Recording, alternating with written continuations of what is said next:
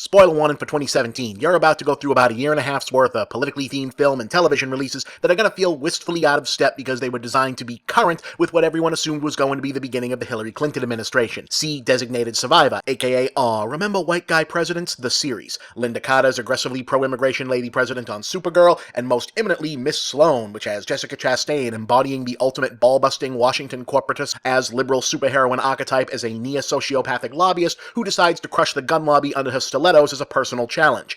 If only. Meanwhile, on the accidentally more prescient scale, we have Jackie, in which an iconic First Lady mourns the crib death of a revolutionary presidency that almost was as the nation prepares to slide into darkness in the background. Some art is topical, some art has topicality regrettably thrust upon it. Let's get this right out of the way. Unplanned present-day resonance or not, it's hard to see Jackie outside the context of being as naked an award-season vessel as has ever been conceived. Whatever its other qualities, you'll never quite be able to shake the feeling that what you're seeing was willed into being through some variation on Natalie Portman can do the voice and looks right in the wig. Write a Jackie Kennedy movie so she can get an Oscar nomination for it. She's playing Ruth Bader Ginsburg next, as Hollywood continues working through its apologies for making the instantly promising actress waste her early 20s in the goddamn Star Wars prequels. Now, structurally, the film is built around providing a gamut of scenarios for Portman to show off how completely she embodies this impression of the character. Here she is as demure on-camera Jackie Kennedy. Here she is as really loves JFK Jackie Kennedy. Hard-bitten post-White House Jackie. Sobbing wreck Jackie. Saintly mom Jackie. Don't talk down to me badass Jackie.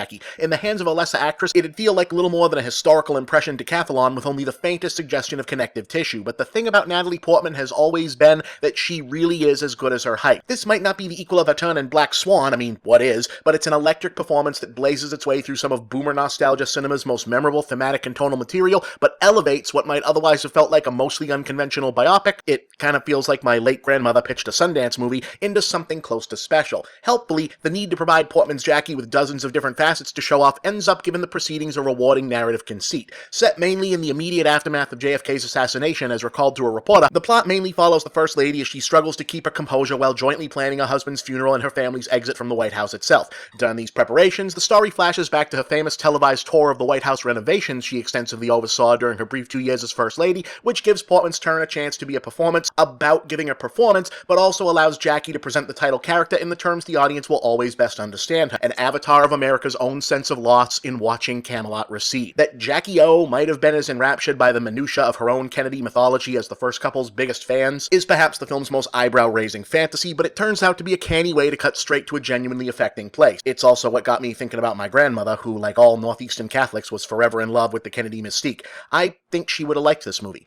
Portman's Mrs. Kennedy is mourning her husband and marriage, sure, but in terms of on-screen narrative, she's sharing America's collective grief and eventually rage at being robbed of the Kennedy administration that was supposed to be, and when juxtaposed with those increasingly ironic flashbacks to how much work and care went into creating the life she now wasn't going to get to live, yeah, it got to me, shamelessly manipulative or not. Now granted, this is all helped along by the fact that director Pablo Larraín, The Club, Neruda, and the score by Mika Levy of Under the Skin conspire to keep the atmosphere just offbeat and edgy enough to almost make you forget you're watching a Hollywood biopic. The sound design is unnerving and discomforting. Larraín resists the temptation to apply a retro sheen to remind us it's the early 1960s. The cinematography feels deliberately ultra-contemporary, with the by now ubiquitous digital sheen color-graded to a desaturation point you'd mistake for the present day if not for the clothes and the cars. Oh, and the soft focus version probably wouldn't have offered so explicit a rendering of JFK's blown open skull, nor would it have had so many lingering shots of Jackie covered in her husband's blood and brain matter. Stylistically, it's a solid series of choices, resisting the visual coding for sentiment where the acting and screenplay will carry the weight.